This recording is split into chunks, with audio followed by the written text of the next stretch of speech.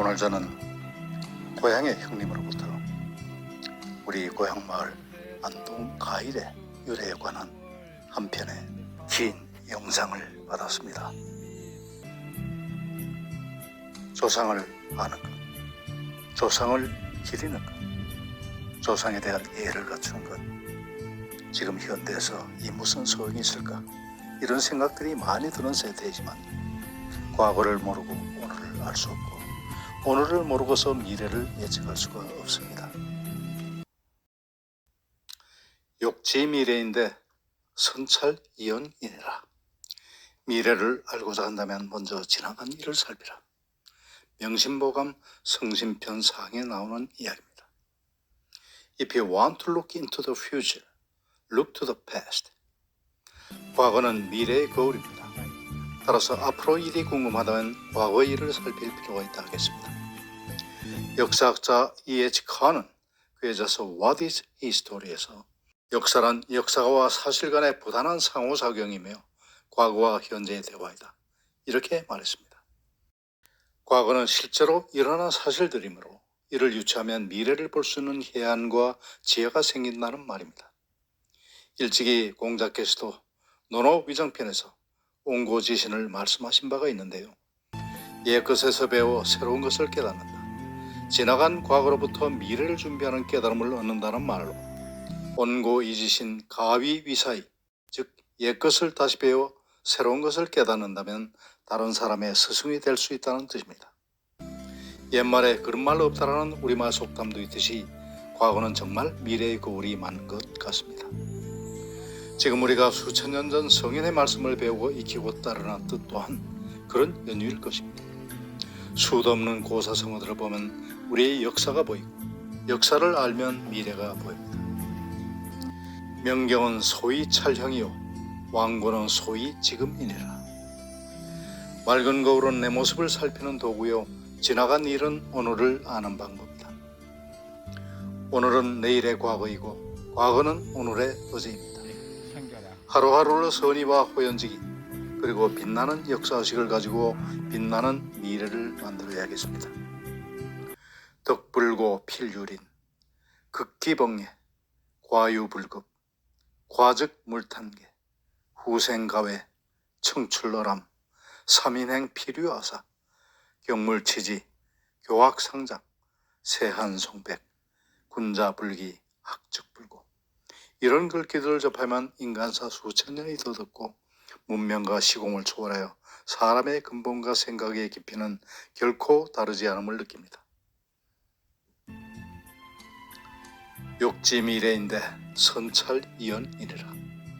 미래를 알고자 한다면 먼저 지나간 일을 살펴라. 멋진 경구입니다.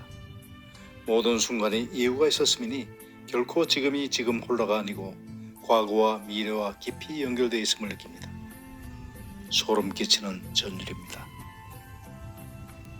이런 뜻에서 다소 길지만 저희 기록과 그리고 옛것을 소중히 여기고 옹고지신을 실천하고자 하는 이 땅의 모든 분들을 위해서 이 영상을 남겨드립니다.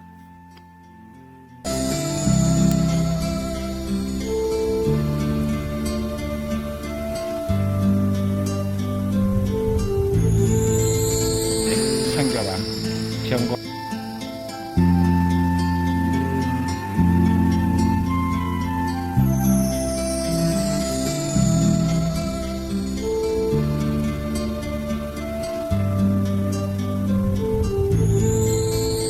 성교라 전곡이 병고할 때가 없다가 이어른이 체가 건전하면은 합에 서해대왕쯤 선조되신 분이 무시하는 왜 체가 그이고 병고할 한때는 외가고 서해대왕집이 이 할매 거 쓰신 거예요.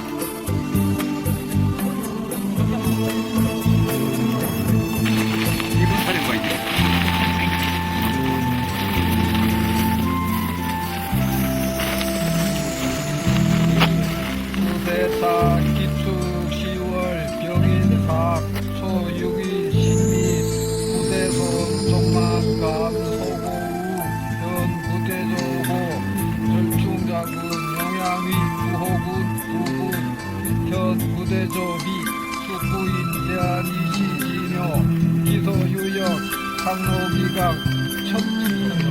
첨소봉영 추원감모 근위 충락 서수 지천제사 상향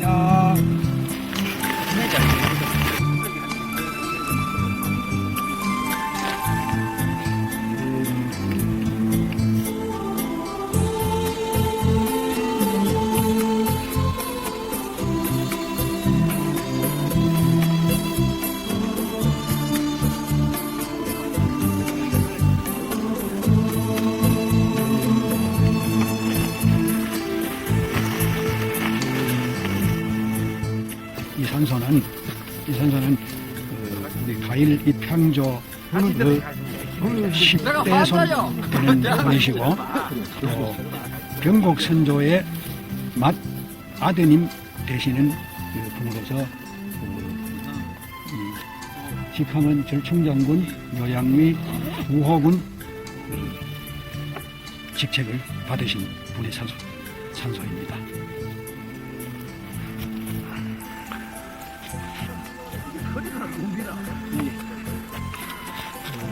경곡 군생 묘전인데 이분은 우리 가인의 입향 선조로부터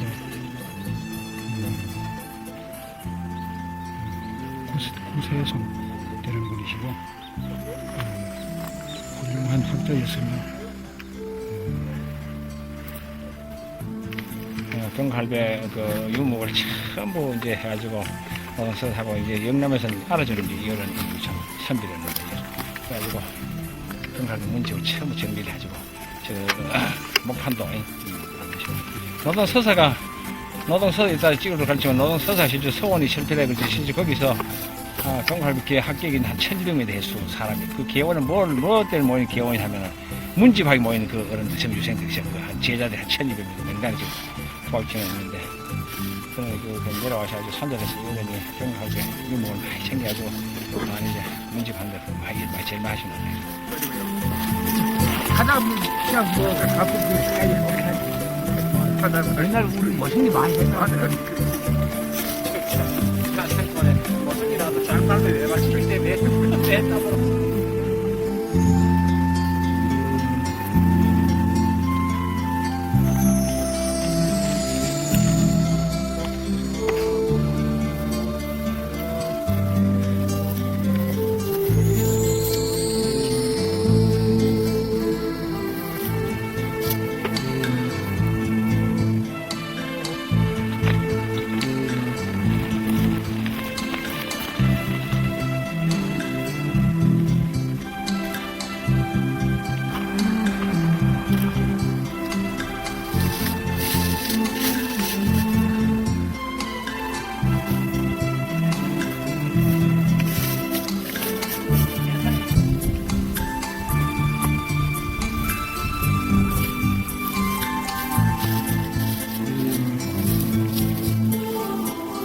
(1490년도에) 세웁니다.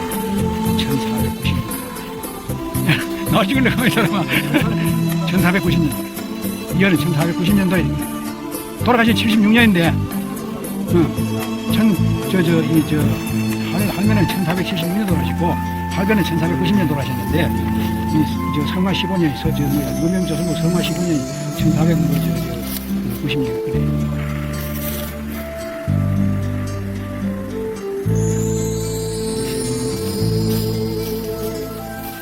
여기는 한국에 놔두고 한국에 뒤에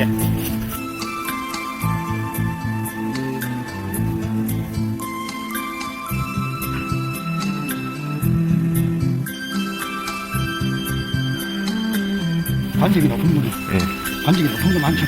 그런 분들이 이렇게 크게 만들고 이랬어요. 그렇기 때문에 그렇게 그런 게 아니고 개걸기인데 풍산 개걸이지 사람이 올때 그냥 가는 게 강목을 깔고 정석껏 남녀가 한잔한 게고 석 달 만에 90일 만에 들고서 이렇게 그렇게 신호에 보태고 장난하는데 짱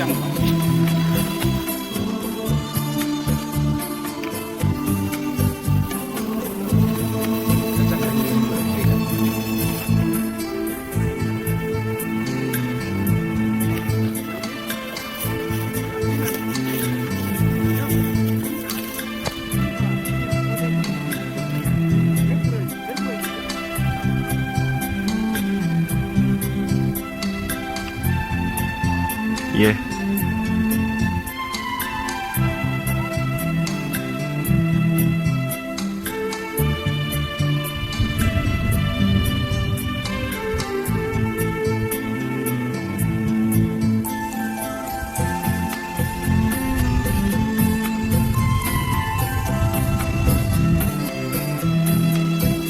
맛있는 재료를 공급한다니까.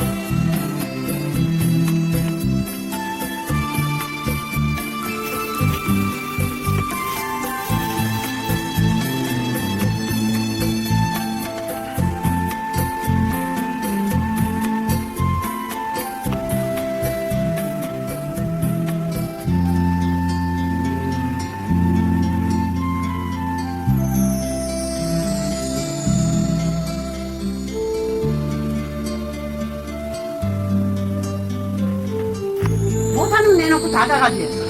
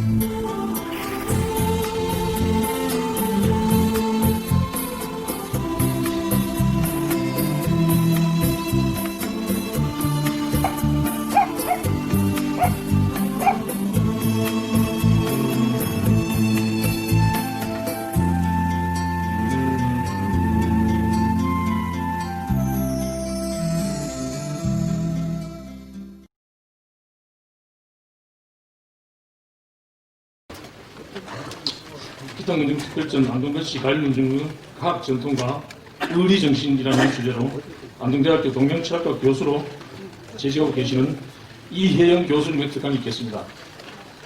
이혜영 교수님은 역사 속에 계셨던 여러분들의 삶을 대충이나마 훑어볼 그럴 기회가 있었습니다. 예, 여러분이 보시는 저 그림은, 저 사진은 하늘에서 본 가일마을입니다. 예, 밖에서 볼 때는 아주 그 날개, 그 정상이 날개 펴서 이렇게 마을을 감싸는 듯 이렇게 번뜩 보이는데, 위에서 내려다보니까 조금은 또 다른 느낌을 갖게 되었습니다.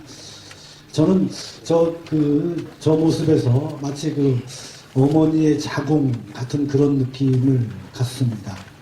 그러면 저 속에서 무엇이 잉태되고 무엇이 자라나는가, 이렇게 생각해 볼 수 있는 것이겠죠. 저는 저 안에서 저 포근한 자궁, 어머니의 자궁 안에서 의리의 정신이 잉태되고 자라났다, 이렇게 생각을 해보았습니다. 자, 어쨌든 또 이 마을의 특징 중에 하나로 손꼽히는 게 죽은 자와 산 자의 공존입니다. 말하자면 이 선조의 묘역을 마을 가까이에 바로 마을 곁에 어찌 보면 마을 공간 속에 둠으로써 조상은 늘 곁에 계시고 조상은 늘 우리를 보호하시고 도와주시고 그렇기 때문에 우리 자손들은 그 조상의 정신을 이어가야 한다. 이렇게 가일마을에 살던 550년 역사 속에 살던 가일마을의 권씨들은 그렇게 생각을 했던 것 같습니다. 제 짐작입니다. 이 안에서 잉태되고 성장한 그 의리정신이랄까요? 이것은 밖으로 나가서는 아주 그 절개와 의리, 절의 정신으로 아주 밝고 시린 모습으로 시대에 따라서 드러났습니다. 마을 역사를 간략하게 정리를 했습니다. 첫 번째가 입향조의 입향이죠. 그 다음에 화산 권주 부자의 순환, 그 다음에 권경행의 이거, 권증의 귀향, 경곡 권구의 가문총과 순환, 그 다음에 권함 권장 숙지의 가문의 경제적 기반 확립과 가항주지 노력, 그 다음에 권준이 권준이를 비롯해서 권오설로 이어지는 항일 독립운동, 이렇게 아주 간략하게 정리를 할 수 있을 것 같습니다.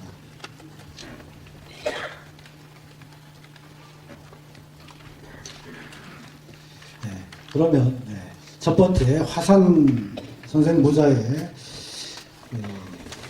환란입니다.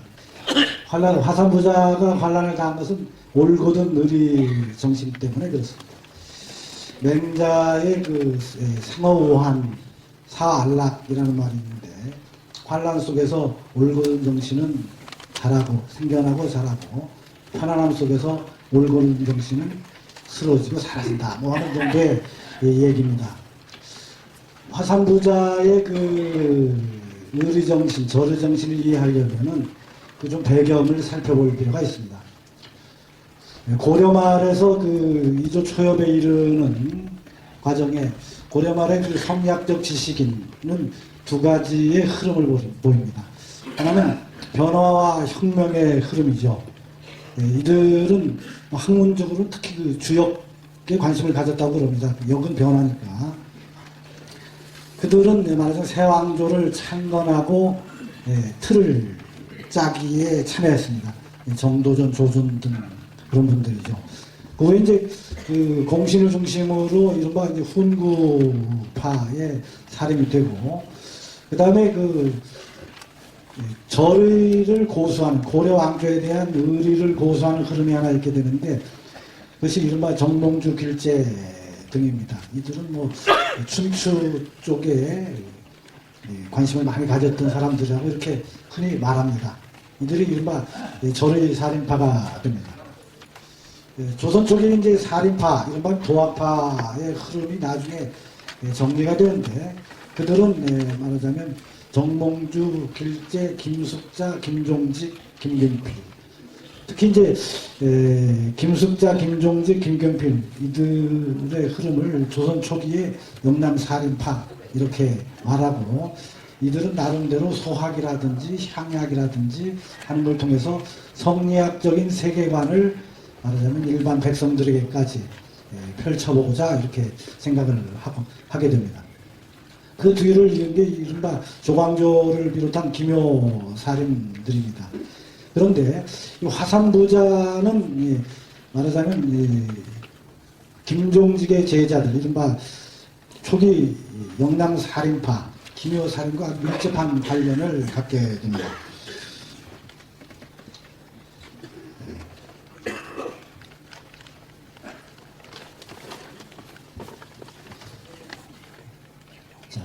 이 과일 권씨의 정신적 사표가 되는 권주는요, 살인파의 사회개혁 의식을 수용합니다. 그래서 김종직의 제자인 남효원, 김용석, 손효손, 강백진 이런 분들과 향약을 짓고 소학을 강론하고 했다는 거죠. 그러니까 말하자면 사립파의 사회 개혁 의식을 받아들입니다.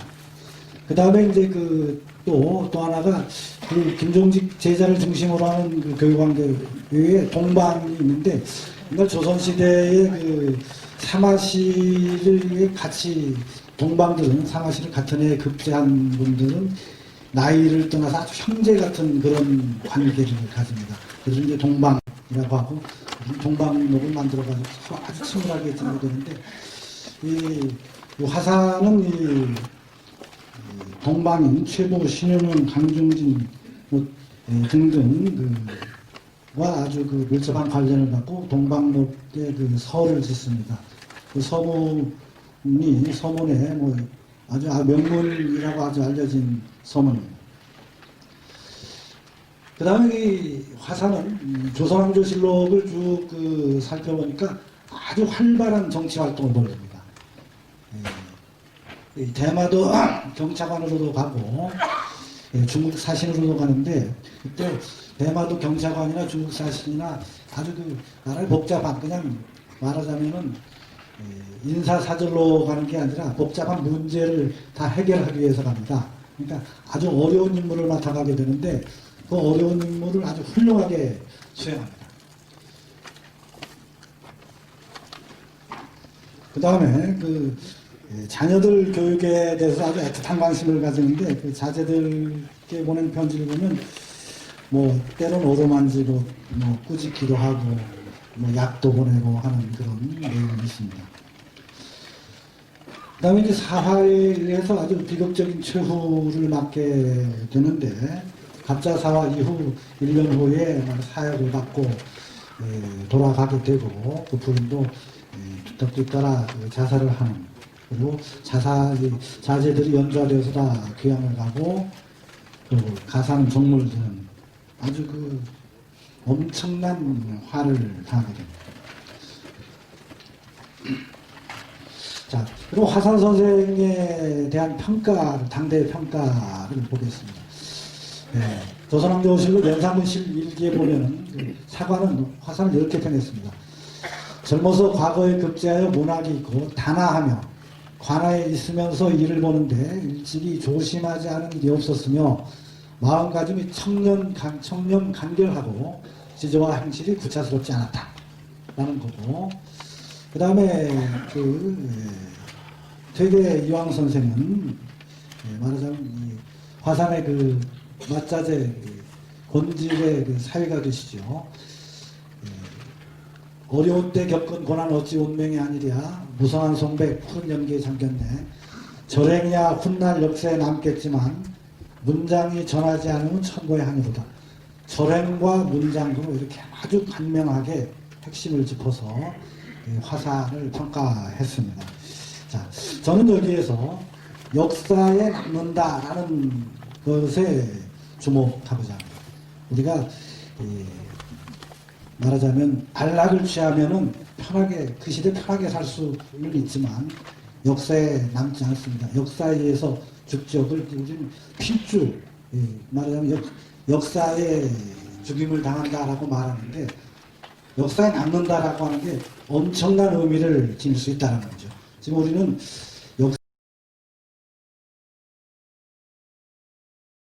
전 역사하는 사람은 아닙니다만 역사라는 걸 너무 소홀하게 여기는데, 옛 어른들은 그렇지 않았습니다. 역사에 어떻게 이름이 남을 건가, 어떻게 평가될 것인가 라는 것에 대해서 엄청나게 의식을 했다는 거죠. 자, 그럼 이제 둘째 자제, 이제 김효살인의 활동을 하는 화산의 둘째 아들 권전의 개혁의식을 보겠습니다. 김효년의 혈량과로 출신을 하는데요. 그 이전에 성균관에 있을 적에 말하자면 이 정몽주, 김경필의 문묘정사, 소격서 협파, 이 상소의 소수입니다. 말하자면 성균관 그 당시 재생들의 리더격이었고, 또 글을 아주 잘했던 모양입니다. 물론 화산 선생님한테는 글 공부를 안 한다고 꾸짖음을 받기도 하지만, 어쨌든 아주 글재주가 뛰어났던 분입니다. 근데 아깝게도 혈랑과로 출신하던 김효년의 바로 사화를 만나서 조광조 일파가 물러날 때 파직을 당하고 그로부터 2년 뒤 신사모 때 안당의 화죠. 안당의 화 때 말하자면 죽임을 당합니다. 아주 장사를 당하는데요. 곤장을 맞다가 돌아갑니다. 아주 안타깝게 돌아갔습니다. 자, 어지간한 집 같으면 이렇게 양대에 걸쳐 가지고 그런 화를 당했으면 못 일어났을 겁니다. 근데 정산의 기운이 아주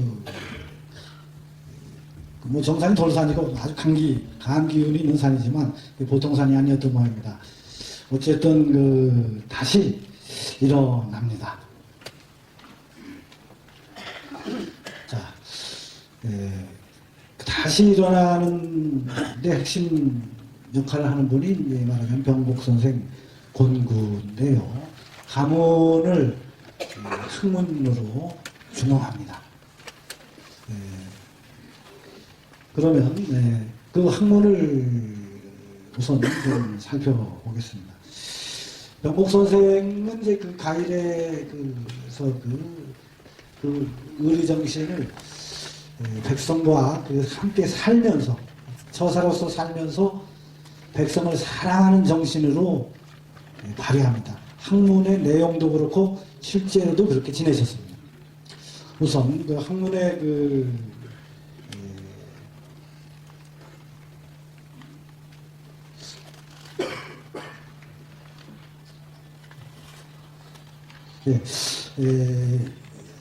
이거 좀 잠깐 한 게 빠졌는데 우선 그 배경을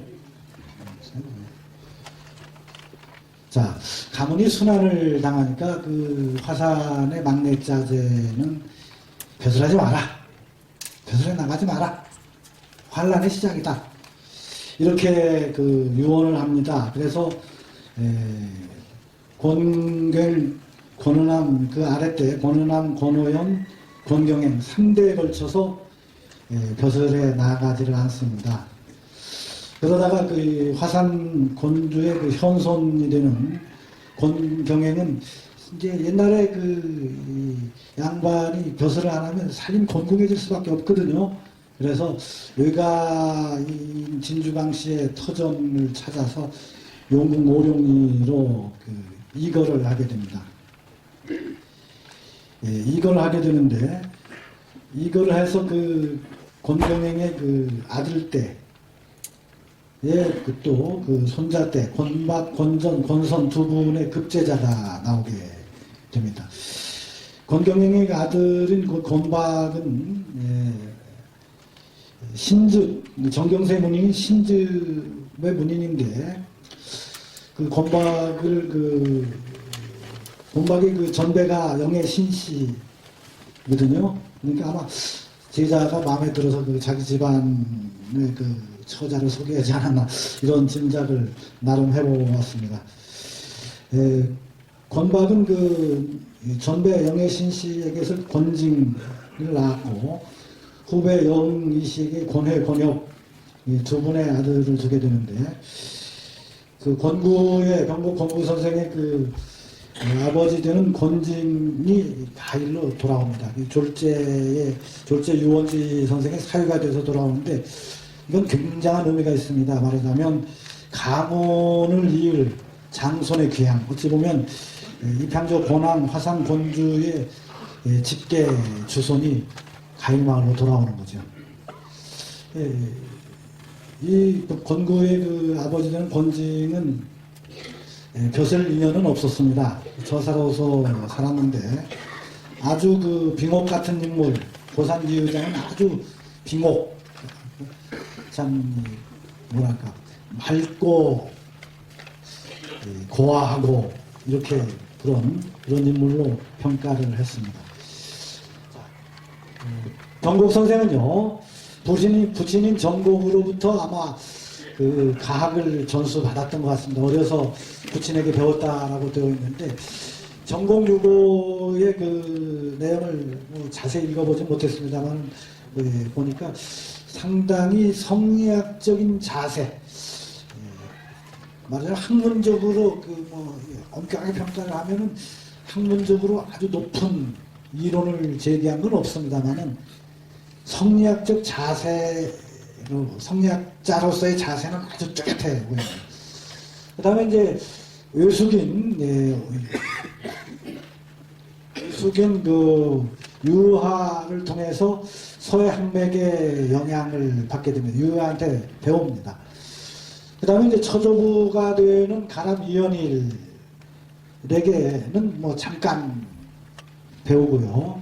그 다음에 처숙부 미라물과는 상당히 많은 이제 편지를 통해서 영향을 받고 혹은 주고 있다고 보여집니다.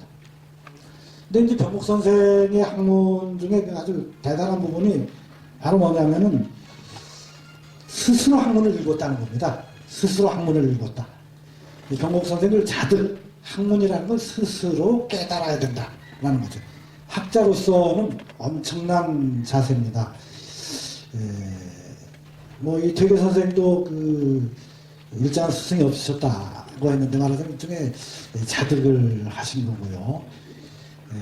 병고 공구 선생도 많은 분들 말하자면 그 당대의 유명한 학자들 뭐 창설제라든지 근데 뭐 제산 구사당 뭐 당대 유명한 학자들 하당 뭐 여러 학자들하고 교류를 갔습니다만 기본적인 자세는 자득입니다. 배움이라는 건 스스로 깨달아가는 것. 자, 근데 이제 이 스스로 깨닫기 위해서 그 바탕으로서 박학을 강조했습니다. 그래서 그 경학, 성리학뿐 아니라 음약, 주역의 괴상, 예학, 산수, 병법, 음률 이런 등에 아주 해박했다고 그럽니다. 제가 그 병목 선생을 쓰면서 이제 그 도격서의 여러 그 도상들, 주역에 관한 도상들을 봤는데 저는 도저히 어려워서 이해를 못하겠더라고요. 그래서 이해를 못하겠는데 제가 어디서 들은 얘기로는 그 역을 전공한 사람들이 보면 그 엄청난 작업이랍니다. 뭐 미람 이제도 그 병곡의 그 주역의 그 경지에 대해서는 이런 사람은 다시 없을 것이다라고 아주 극찬을 하고 있기도 합니다. 이렇게 이제 자득의 바탕으로서 아주 박학을 했는데 그 다음에 박학의 단계를 지나서는 경전의 정문, 말하자면 주석이 아닌 경전 본문을 정문이라고 그러죠. 경전의 정문을 통하여서 그 자기 학문, 당신의 학문을 요약합니다. 논어의 방문양례라는 말이 있는데 널리 배우고 예로서 뭐 요약한다 이런 얘기인데 병곡 선생은 경전의 정문, 특히 대학, 중용, 주역 이 정문을 돌아가실 때까지 매일 외웠다는 겁니다. 말 타고 가시면서도 외우고 걸어가시면서도 외우고 그러니까 그 성현의 말씀 속에서 스스로 깨달아가는 거죠. 그래서 말하자면은 당대 최고 학자 반열로 평가되었습니다. 병목 선생이 1728년 무신년에 그 환란을 당하게 되는데 2인간 안에 의금부에 붙잡혀서 이제 그 침국을 당하고 이렇게 되는데 마침 그해 몇 달 전에 암행어사 강문수에 의해서 그 미람 선생하고 두 분이 말하자면 추천이 됩니다. 선거가 되는데 그걸 사양을 하죠. 사양을 하고 얼마 안 있다가 말하자면은 그 무신난을 당하게 되는데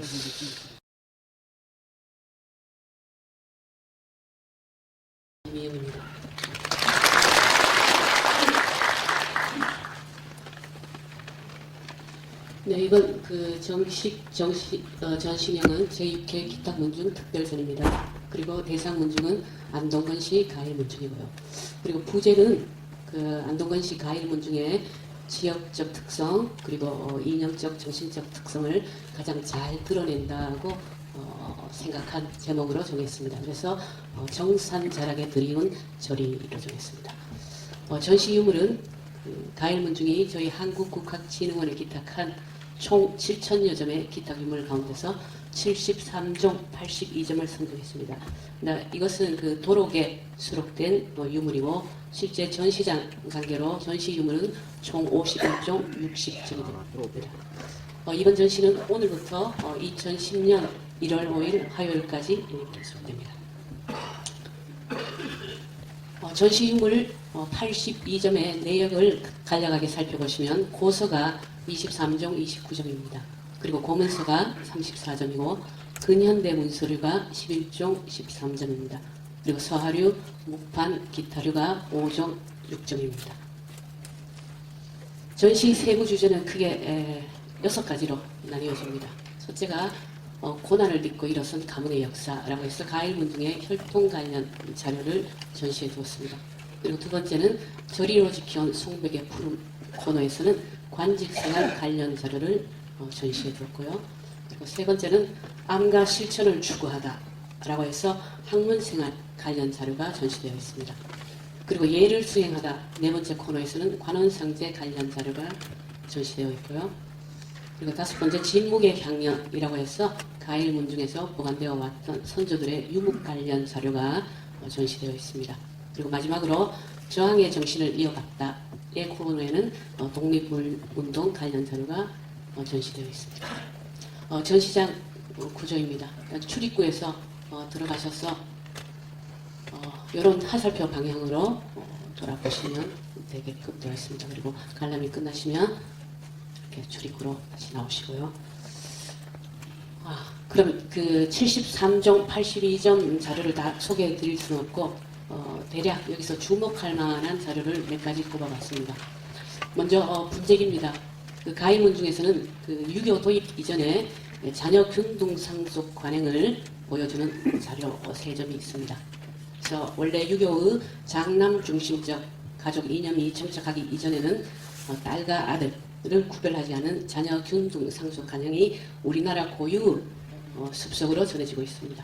그래서 첫 번째가 건심처 손씨 분깃문기라고 해서 여기서 깃이라는 것은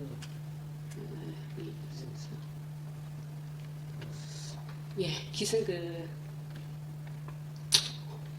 옷깃이라는 뜻으로 이 몫이라는 뜻입니다. 그래서 분깃 했을 때는 그 재산을 나눈다라는 뜻으로 이거는 상속자가 살아있으면서 직접 자녀들에게 상속을 해주는 경우에 분깃 문기 혹은 분급 문기 혹은 허여 문기라고도 합니다.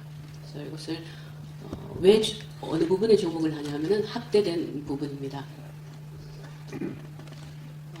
제일 처음 부분에 보면은 이 건심이라고 해서 이평적 건항의 부친이십니다. 부친인데 장남 통훈대부 이렇게 되어 있습니다. 그 다음에 보시면은 여자라고 해서 이거는 작고 하셨습니다. 그 남편이 여자고 예조 녹사 배효장의 아내 건씨. 원래 이거는 증인에 쌓인 부분인데 사위들이 참석한데 배효장이라는 분이 작고를 하셔서 그 아내 건씨가 됐지.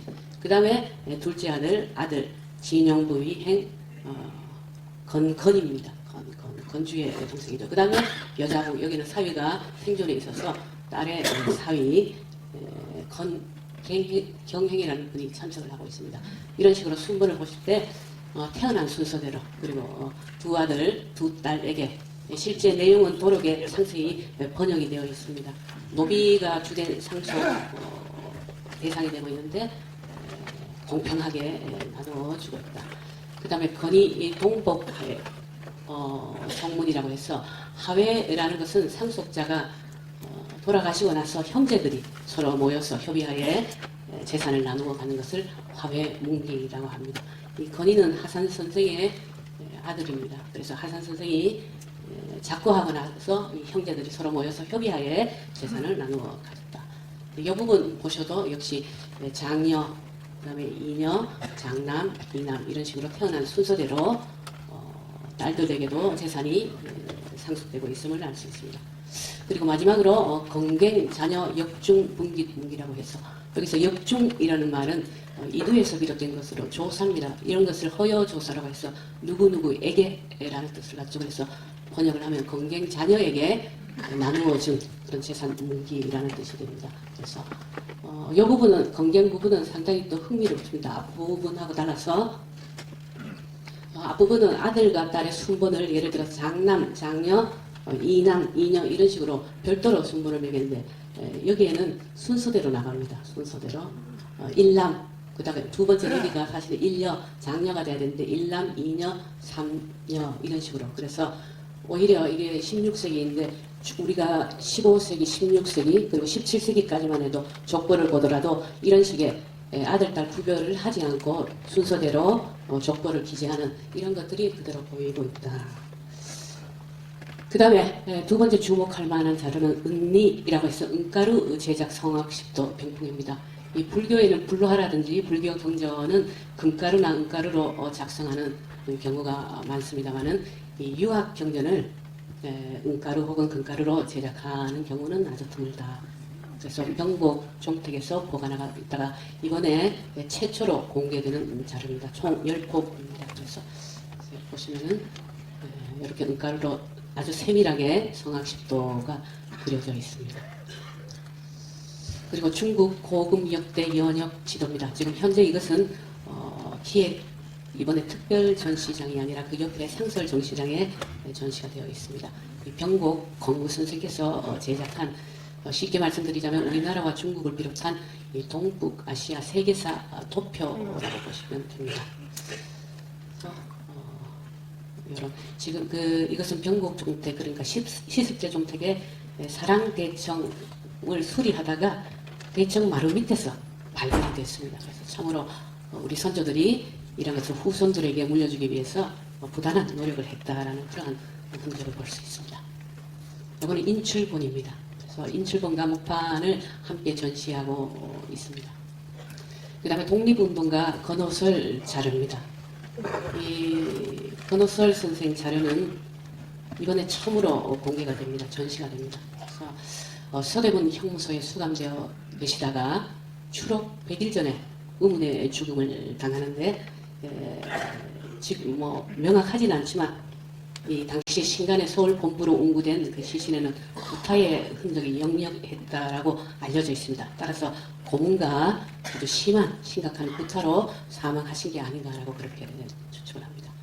작년 2008년 4월 16일에 이 가일 공동묘지에 안치되어 있던 건호설 선생과 그리고 그 부인께서 가일 선산에 계셨는데 합장을 하기 위해서 헌묘를 하기 위해서 이 건호설 선생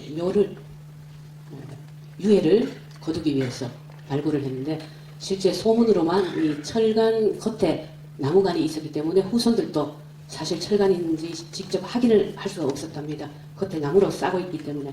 그래서 작년 4월 달에 실제 파헤쳐보니 철간이 맞았다라고 해서 정말 철간 속에서 78년 동안 30년에 자꾸 하셨으니까 작년까지 근 80년 동안 철간 속에 갇혀져 지냈다라고 해서 후손들의 아주 마음을 아프게 한 적이 있습니다.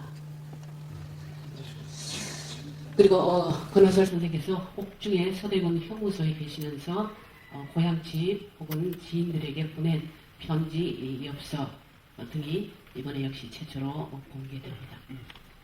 그리고 서대문 형무소에서 1930년 4월 17일에 역시 옥사를 하십니다. 그래서 작약 오설 옥사라고 어젯밤 건호설이 감옥에서 죽었다, 옥사했다라는 게 가일마을로 전보로 이렇게 당도를 했습니다.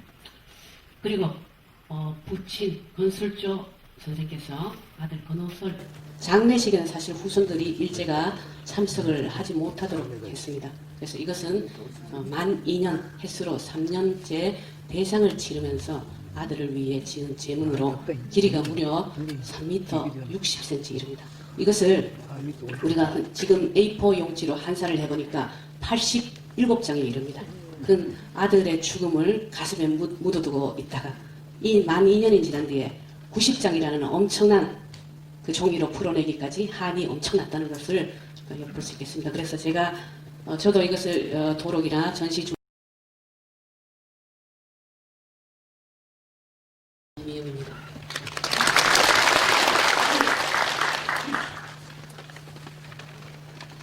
네, 이번 그 전시명은 제6회 기탁문중 특별전입니다. 그리고 대상 문중은 안동건시 가일문중이고요.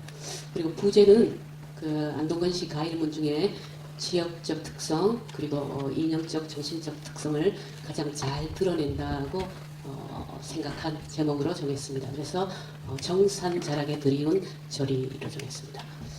전시 유물은 그 가일문중이 저희 한국국학진흥원에 기탁한 총 7,000여 점의 기탁 유물 가운데서 73종 82점을 선정했습니다. 이것은 그 도록에 수록된 유물이고 실제 전시장 관계로 전시 유물은 총 51종 60점이 됩니다. 이번 전시는 오늘부터 2010년 1월 5일 화요일까지 계속됩니다. 전시 유물 82점의 내역을 간략하게 살펴보시면 고서가 23종 29점입니다. 그리고 고문서가 34점이고 근현대 문서류가 11종 13점입니다. 그리고 서하류, 목판, 기타류가 5종 6점입니다. 전시 세부 주제는 크게 6가지로 나뉘어집니다. 첫째가 고난을 딛고 일어선 가문의 역사라고 해서 가일문중의 혈통 관련 자료를 전시해 두었습니다. 그리고 두 번째는 저리로 지켜온 송백의 푸른 코너에서는 관직생활 관련 자료를 전시해 두었고요. 그리고 세 번째는 암과 실천을 추구하다라고 해서 학문생활 관련 자료가 전시되어 있습니다. 그리고 예를 수행하다 네 번째 코너에서는 관원상제 관련 자료가 전시되어 있고요. 그리고 다섯 번째 진묵의 향연이라고 해서 가일문중에서 보관되어 왔던 선조들의 유목 관련 자료가 전시되어 있습니다. 그리고 마지막으로 저항의 정신을 이어갔다의 코너에는 독립운동 관련 자료가 전시되어 있습니다. 전시장 구조입니다. 출입구에서 들어가셔서 이런 하살표 방향으로 돌아보시면 되게끔 되어 있습니다. 그리고 관람이 끝나시면 이렇게 출입구로 다시 나오시고요.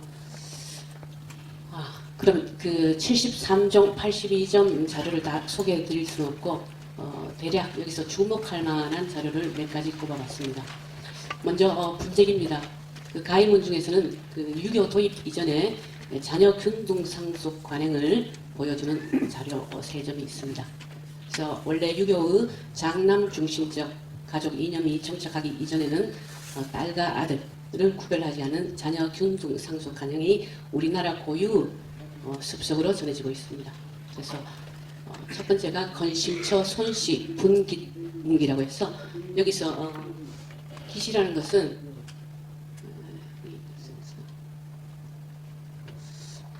깃은 그 옷깃이라는 뜻으로 이 몫이라는 뜻입니다. 그래서 분깃 했을 때는 그 재산을 나눈다라는 뜻으로 이거는 상속자가 살아있으면서 직접 자녀들에게 상속을 해주는 경우에 분깃 문기 혹은 분급 문기 혹은 허여 문기라고도 합니다. 그래서 이것을 왜 어느 부분에 주목을 하냐면은 학대된 부분입니다. 제일 처음 부분에 보면은 이 건심이라고 해서 이평적 건항의 부친이십니다. 부친인데 장남 통훈대부 이렇게 되어 있습니다.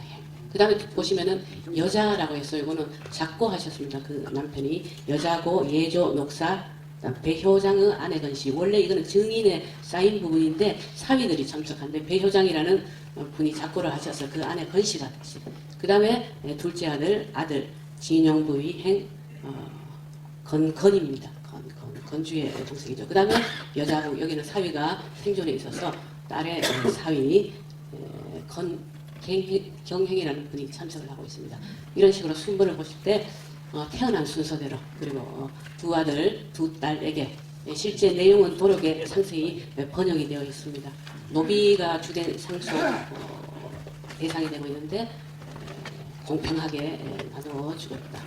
그 다음에 건이 동법하에 성문이라고 해서 하회라는 것은 상속자가 돌아가시고 나서 형제들이 서로 모여서 협의하에 재산을 나누어 가는 것을 화회문기라고 합니다. 이 건이는 하산 선생의 아들입니다. 그래서 하산 선생이 작고하고 나서 이 형제들이 서로 모여서 협의하에 재산을 나누어 가졌다. 이 부분 보셔도 역시 장녀, 그다음에 이녀, 장남, 이남 이런 식으로 태어난 순서대로 딸들에게도 재산이 상속되고 있음을 알 수 있습니다. 그리고 마지막으로 건갱, 자녀, 역중, 분기라고 해서 여기서 역중이라는 말은 이두에서 비롯된 것으로 조사입니다. 이런 것을 허여 조사라고 해서 누구누구에게라는 뜻을 갖죠. 그래서 번역을 하면 건갱 자녀에게 나누어진 그런 재산 문기라는 뜻이 됩니다. 그래서 이 부분은 건갱 부분은 상당히 또 흥미롭습니다. 앞부분하고 달라서 앞부분은 아들과 딸의 순번을 예를 들어서 장남, 장녀, 이남, 이녀 이런 식으로 별도로 순번을 매겼는데 여기에는 순서대로 나갑니다. 순서대로 일남, 그다음에 두 번째 얘기가 사실 일녀, 장녀가 돼야 되는데 일남, 이녀, 삼녀 이런 식으로. 그래서 오히려 이게 16세기인데 우리가 15세기, 16세기 그리고 17세기까지만 해도 족보를 보더라도 이런 식의 아들, 딸 구별을 하지 않고 순서대로 족보를 기재하는 이런 것들이 그대로 보이고 있다. 그 다음에 두 번째 주목할 만한 자료는 은리라고 해서 은가루 제작 성학식도 병풍입니다. 이 불교에는 불로하라든지 불교 경전은 금가루나 은가루로 작성하는 경우가 많습니다만은 이 유학 경전을 은가루 혹은 금가루로 제작하는 경우는 아주 드물다. 그래서 명곡 종택에서 보관하고 있다가 이번에 최초로 공개되는 자료입니다. 총 10폭입니다. 그래서 보시면은 이렇게 은가루로 아주 세밀하게 성학십도가 그려져 있습니다. 그리고 중국 고금 역대 연역 지도입니다. 지금 현재 이것은 기획 이번에 특별 전시장이 아니라 그 옆에 상설 전시장에 전시가 되어 있습니다. 병곡 권구 선생께서 제작한 쉽게 말씀드리자면 우리나라와 중국을 비롯한 이 동북아시아 세계사 도표라고 보시면 됩니다. 그래서 여러분 지금 이것은 병곡 종택 그러니까 시습제 종택의 사랑 대청을 수리하다가 대청 마루 밑에서 발견이 됐습니다. 그래서 참으로 우리 선조들이 이런 것을 후손들에게 물려주기 위해서 부단한 노력을 했다라는 그러한 흔적을 볼 수 있습니다. 이거는 인출본입니다. 그래서 인출본과 목판을 함께 전시하고 있습니다. 그 다음에 독립운동가 건호설 자료입니다.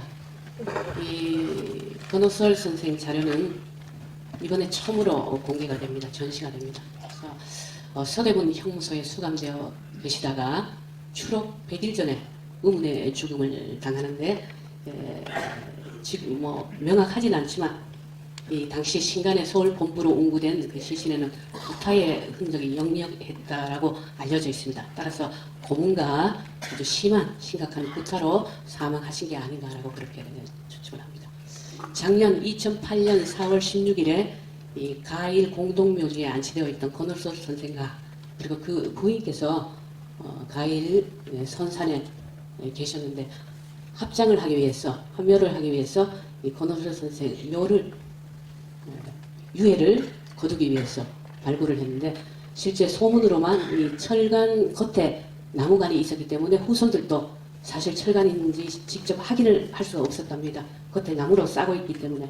그래서 작년 4월 달에 실제 파헤쳐보니 철간이 맞았다라고 해서 정말 철간 속에서 78년 동안 30년에 작고하셨으니까 작년까지 근 80년 동안 철간 속에 갇혀져 지냈다라고 해서 후손들의 아주 마음을 아프게 한 적이 있습니다. 그리고 건호설 선생께서 혹중에 서대문 형무소에 계시면서 고향집 혹은 지인들에게 보낸 편지, 엽서 등이 이번에 역시 최초로 공개됩니다.